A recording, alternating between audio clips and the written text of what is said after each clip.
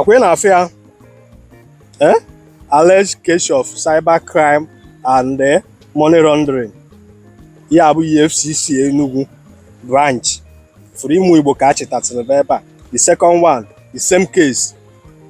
The third one, the same case. The fourth one, the same case. 51, the same case. 61, the same case. The seventh person, the same case. The eighth person, the same case. Ninth person, the same case. Ụmụ Igbo. Kedu ebe anyị na-eje? This guy now, if cares is not taken, ahụ one ka ị na-afụ ebe a. Okay, edela ahụ one fada. You understand me? Edela afọ one fada.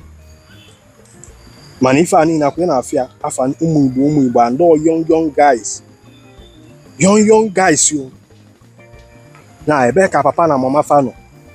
Adị m ebure m nwe nsị sọm nne na nna because ana m agụ na tụnụ akwa ịzụ azụcha society abịa kpọdoro gị nwa gị isi na and oke ndị si ego mbute oke ọchịchọ syndrome nọ n'agba society a na-agba gị na oke ite ya enye gị ego, awele ga-enye gị ego, ibobo ga-enye gị ego, they must pay, ya client will pay. Mmiri anọrụ side nke ọnụ na-agba gị na sọbalị ga-eji obodo oyibo bunatalị gị ego. A lot of us wee bụza that na ya adịghị enwe patience to build wealth. Maka na ndị Igbo si n'aka aja aja na-ebute ọnụ mmanụ na onye lụọ na anwụ olie na ndo na ọbụla mbọsị akụrụ ka ọ na-epu na nwayọọ bụ ije na kama mmọnwụ ga-agbawa ọsọ daa ada ya were igbe jebe na onye a na-ekiri ekiri adịrọ mma ikpo nchu ukwu na ama ọgọdọ adịrọ mma ịgba ọtọ. Enwee sị ka m gwa gị na ọ ya nwoke okporo jejuo ntụtụtụ ya echi ya na onye ọbụla ghọtachara ihe ụkpaka mere na-eji si ekwe a na-ekele onye dị ka m ga-apụta na-agwa gị honest truth.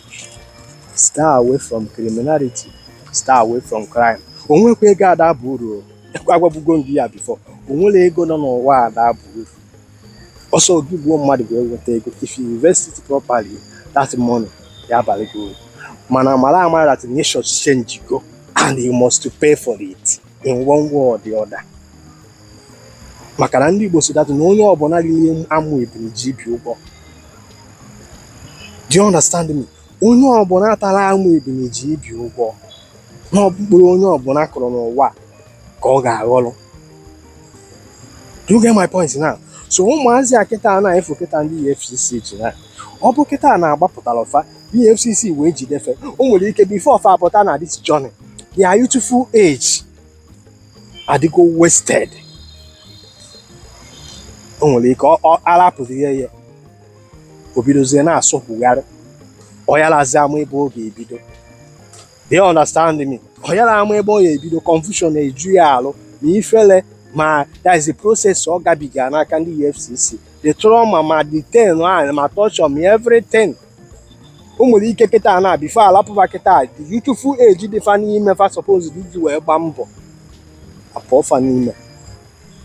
Nwanne m na-ege m ntị, there is still a legit way to make money na this century I'm gonna get up on. As far as technology be concerned, if time ị na-waste ebe ị na-apịpa pepe ka ị wee nata onye ọcha ego, efulatile energy niile na anya afọ ị na-emu ịchanelụọ ya na proper direction, you will still make wealth. You get my point? Ịchanelụ energy anụ nwee na channel na that place ị na-apịpa pepe ka ị wee nata onye ọcha ego. Ịchanelụ the same energy na IT job, na copywriting, na coding, na web designing and so many other things a na-eme na site today to generate revenue. Ịchanelụ the same energy na channel na ị na-apịpa pepe na-atụ asị ka onye isi onye ọcha wee daa. Ị makwa na ndị ị na-anapụta ego anụ akwa ịma na mmadụ some of them ị nwere ike na tafada ego fa jekwa ụdọ gbuo onwe fa. Ndị Igbo ji wee sị that na onye ahụ ji enyi wee kwuo na kedu anụ ọ ga-amata. Gị nwa bụ nne bụrụ nna, kedu ka ị na-enerukwa ụmụazị gị anya? Maka na ndị Igbo si na ọkụ ọbụla ga-abụ oke na-ebido n'eju. Kedu the orientation ị na-enye nwatakịrị gị, nwata afọ ịmụta? Kedu the moral upbringing ka ị na-aza papa na mama n'efu? Ka na a na-echukwakwa na ụmụazị echukwa. Kedu the moral lesson ị na-enyefa? Are you disciplining your children?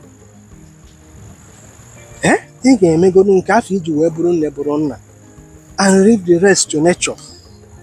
Nwatakịrị a mechazigoro kpafuo ịmana ọnyanwa metere ife na-eme eme mana today na-agba society ada ajụzi nwata ebe o si wee bute ego. Ọ jọsọ ya bute ego ka a na-eri, kedu ife ọ na-alụ were enweta ego afọ? You don't care. You don't care. Ekenekwere m unu mana ife a niile kịta bụ ụmụ ndị Igbo etu a kịta na-edite n'ụfa ụmụ nwaanyị anyị alọstụ ọnụ ndị nke ahụ ọntịrị fa apụtakwa. Some of them ọ bụrụ na fa bara n'ime akịta ya na ọ bụrụ na fa ejidere fa o nwere ike within 30 years fa anụọ na nwaanyị mụtaba ụmụazị. Do you understand me? So mana etu ya ejife kịta na so ụmụ nwaanyị anyị ya agba aka dị a na-ekwu na nwoke adịla adị ndị na commit crime na-aba prison. Nsogbu dịkwa ahụ. Emesịa help m share this video.